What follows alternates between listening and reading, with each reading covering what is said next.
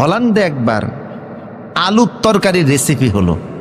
একবার বলছিল না বেশি করে আলু খান, চাউলের উপর সাফ কমান। এই আলুর তরকারি 550 প্রকারের আলুর রান্না, কিন্তু লোকেরা খাওয়ার পরে কয় যত রান্নাই করছো স্বাদ মাত্র 6 প্রকার। দুবাইতে আমি গেলাম, বুফের খানা দিল প্রায় 100 আইটেম খানা আমার সামনে, খায়া দেখি স্বাদ মাত্র 6 প্রকার। 1000 রকমের খাবার আপনি খাবেন, 6 প্রকারের বাইরে স্বাদ পাবেন না।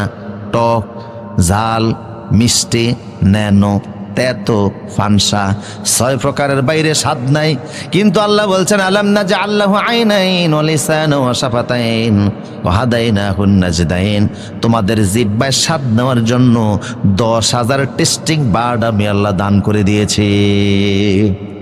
দুনিয়াতে হাজারো প্রকারের খাবার খেয়ে স্বাদ পাইলাম 6 প্রকার, বাকি স্বাদগুলি কোথায়? বাকি স্বাদগুলি কোথায়? মুফাসসিররা বলে জিহ্বার বাকি স্বাদ আল্লাহ জান্নাতে দিবেন।